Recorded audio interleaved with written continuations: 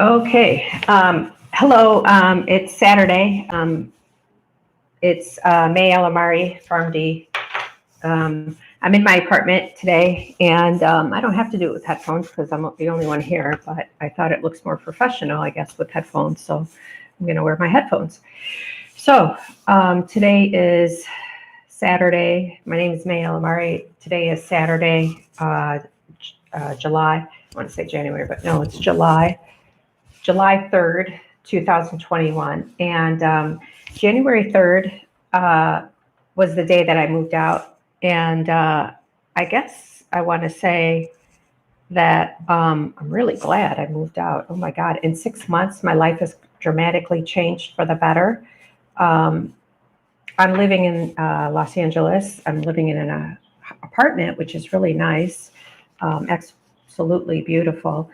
And, now I want to find some work that can accommodate some of the needs that I have with being single. I never thought about being single as a disability, but it really is a disability. Being single is a disability because you don't have anyone to carry your groceries with you.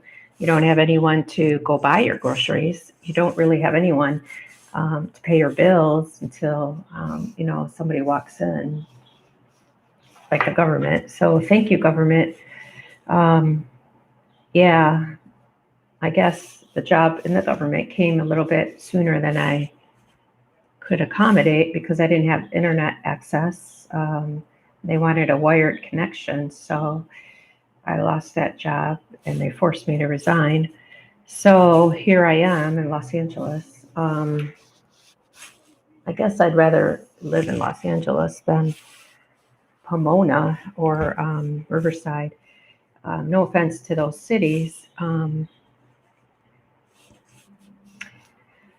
Yeah, it is what it is. So I talked to my brother yesterday, and I have this picture of San Francisco because he was and is from San Francisco. And, even though he's a pain in the butt, he was kind enough to to move me here. So well, that's all I got to say for that because I don't want to embarrass myself.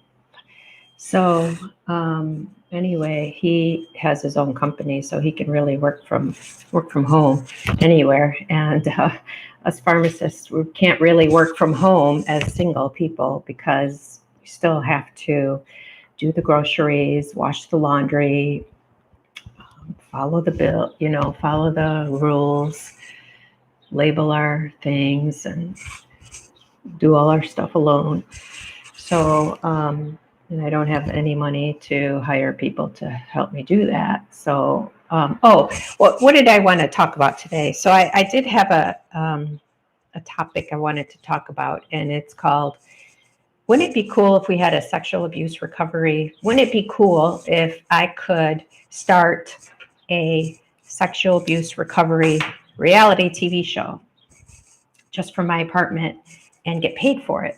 I think that would be super awesome. And I've been pretty open with my abuse story, and and I think we could do it. It's just I want to be able to make money, so that I can leave it for my kids that I'm going to adopt or foster, and I want to leave it for people who can. I want to do it because I need an income, and everybody needs an income. Everybody deserves an income. I, too, at 55 years old with diabetes, deserve an income, and that's all I got to say about that. And my brother Ahmed from San Francisco is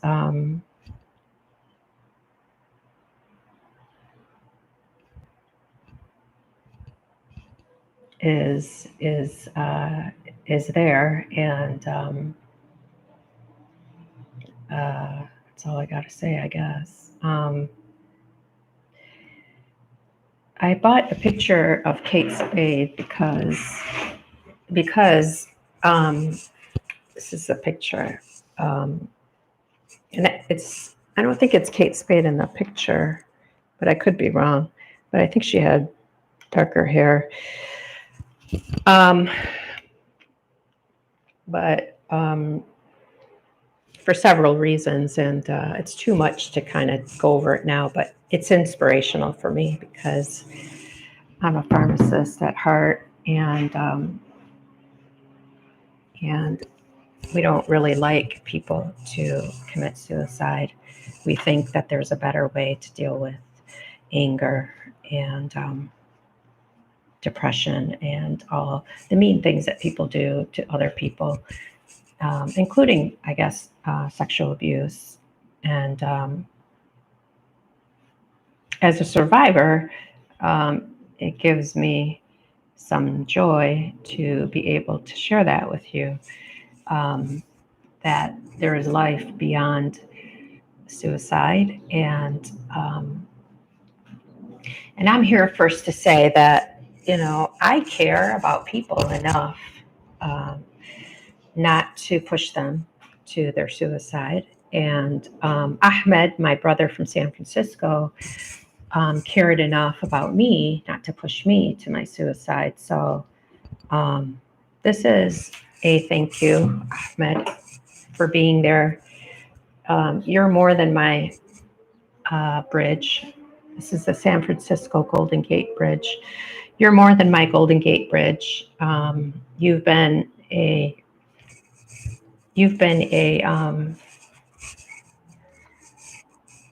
I can't even think of the word. You've been a super nice guy, and I didn't get to spend your 50th birthday with you, so I apologize for that. Um, so I'm 55. I think you're still 50. So happy 50th. You'll turn 51 this November. So you're still 50. I can still spend time with you. So you're, well, more than welcome to come to where I live, Los Angeles, and we can see what's going on. I heard I had my first downtown Los Angeles experience yesterday, and I drove there. I'm only like 10 minutes from downtown LA. And so I went to the Target there and in the shopping area. So it's a little weird to go downtown by car. It's like Detroit, like nobody drives to the Renaissance Center in Detroit and picks up their groceries, as far as I know. I mean, they could be doing that, but I never did that in Detroit. So, and I'd find it weird to do that. So I wanted to try it. And I'm like, so I did. And it was a little bit hard because, I had to carry the bags by myself through several flight of stairs. And at the same time, it was a good experience because it's a good experience for me as a diabetic to be able to carry groceries, walk, and get exercise. And so that's what I did yesterday. It was nice. So am I going to do that every day? Probably not. But I could do it once a week. And it's good exercise. So I think that's it. Today I have plans with a friend of mine. She's my Celebrate Recovery CR sponsor. And we're just gonna basically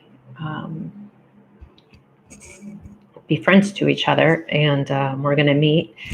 And she's willing to drive this time, which is nice. So we're gonna meet at a mall, which is close by to me, because I drove out there several times, and she said she doesn't mind anymore. So that's cool.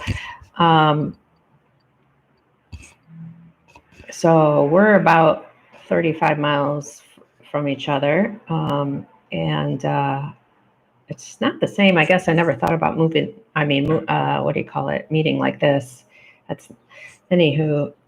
Celebrate Recovery CR is a ministry that promotes face-to-face discussions and face-to-face, what do you call it, healing. Because, it's important to see the person that you're talking to face-to-face in recovery, because you want to know how they're going to react to the things that you're saying and sharing. And pretty much everybody can be an open book just by looking at their face. If I say something that upsets you, I'm gonna see it in your face, and I wouldn't be able to see it if we did this kind, because a lot of people can hide, and they say hide behind the camera. I guess this is a kind of a camera. I didn't think about it that way, but long story short, Celebrate Recovery has been doing this kind of recovery for a long time. I'm not sure how many years, but they do have it in 22,000 churches, and that's a lot of churches, so they know what they're doing. And to make my own show about Celebrate Recovery, reality TV. I mean, it was not going to be Celebrate Recovery, obviously, because we use other things in our life, which has nothing to do with Celebrate Recovery. Including other things. So I am a healthcare practitioner at heart. I am a pharmacist, and that makes me a healthcare practitioner. So I could do my own reality show. I just want to get paid for it, and so that I can bring in an income. And then when my family asks me, how do you make an income? I could say, I do it because I have my own show. Oh, who's your show? Oh, never mind. Don't worry about my show.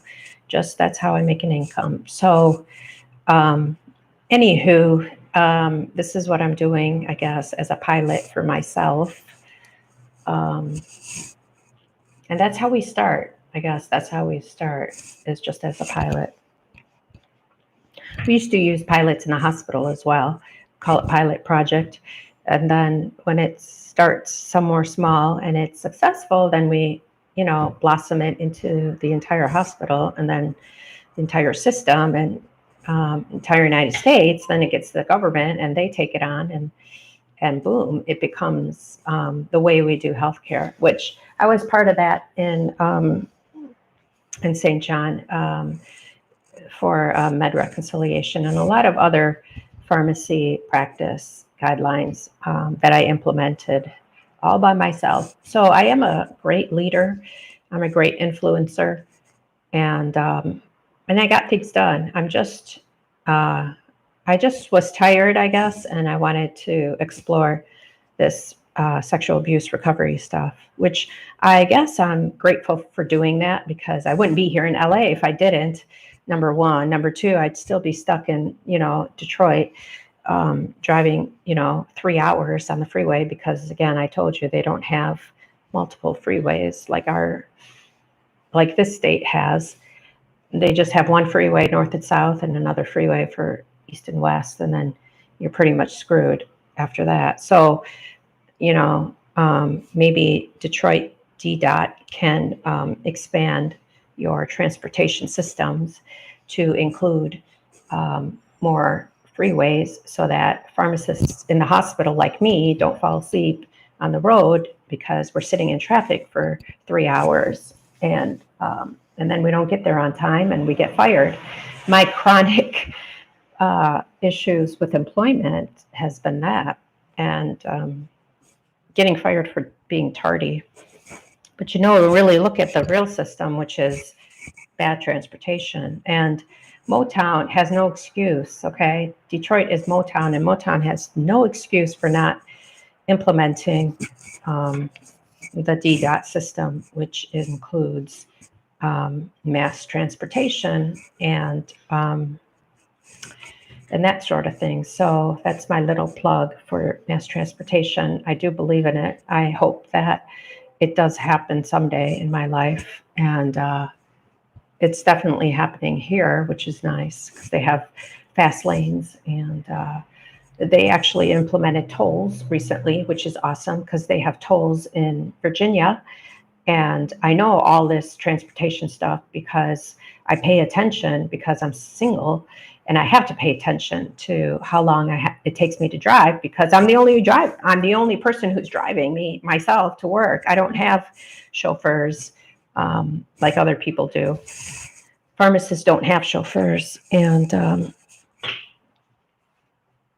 so that precludes me from working in a certain city or a place, because we don't have our own drivers. So you people who make a lot of money who have drivers, good for you.